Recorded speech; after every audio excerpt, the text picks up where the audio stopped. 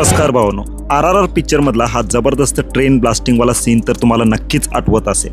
आज आपण या व्हिडिओमध्ये या जबरदस्त सीनच्या मेकिंग आणि शूटिंगला पाहणार आहोत। या मूवीचा प्रत्येक सीन तुम्ही रिपीट करून पाहण्यासारखा आहे।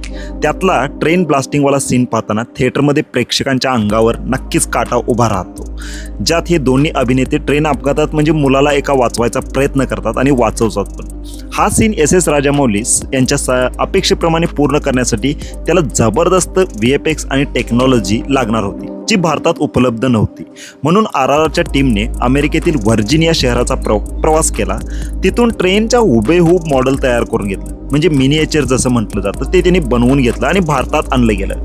या मॉडेलने हा ट्रेनचा पूर्ण सिक्वेन्स शूट केला गेला। हा सीन पूर्ण करण्यासाठी राजामौली आणि RRRच्या टीमला 100 दिवस लागले। 100 दिवस। आता ऑइल वाहून नेणाऱ्या ट्रेनच्या या मॉडेलला पूर्णपणे मेटलचे बनवले होते। आता कारण जे काही स्फोट वगैरे छोटे होणार होते तिथं ते उष्णता सहन करू शकतील। अमेरिकेतील व्हर्जिनिया शहरातील स्पेशल वर्कशॉपमध्ये बनवलेली ही ट्रेन शूटिंगच्या वेळी जहाजाने हैदराबादला रामोजी फिल्म सिटीमध्ये आणली गेली। आता या सीनमध्ये ब्रिजचा जो काय आजूबाजूला असलेलं गाव आहे आणि बाकीचं वातावरण ते कम्प्युटर ग्राफिक्सच्या मदतीने बनवलं गेलं होतं। यासाठी मेकर्सनी आंध्र प्रदेशमधील राजमुंद्री आणि गोदावरी आर्क ब्रिजमधून प्रेरणा घेऊन त्याला ड्रोन कॅमेऱ्याच्या मदतीने शूट केले होते। रेल्वेच्या स्फोटाला VFXच्या वापराने दाखवले गेले होते।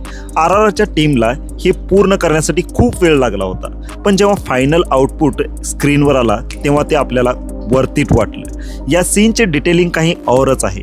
ट्रेनच्या ऑइल कंटेनरमधून ऑइल लीक होणं, ते ऑइल रेल्वेच्या पट्ट्यांवर पडणं, नंतर रेल्वेच्या चाकामधून पट्ट्यामधील घर्षणामुळे स्पार्किंग होऊन आग लागणं, या डिटेलिंगमध्ये हे रिअलिस्टिक फील देतं।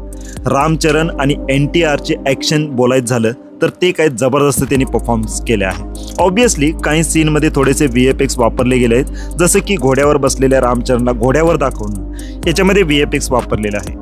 ब्रिजवर लटकलेल्या शॉटमध्ये NTR आणि चरण लटकताना दिसतात, तिथेही थोडेसे VFX वापरलेले आहेत। तिथे त्यांनी सेफ्टी बेल्ट केबल्सने जोडले गेले होते, जेणेकरून ते सेफली हा सीन परफॉर्मन्स करू शकतील। ज्या माणसाला चित्रपट दिग्दर्शक होण्याची कधीच इच्छा नव्हती, तो जेव्हा दिग्दर्शक झाला तेव्हा बाहुबली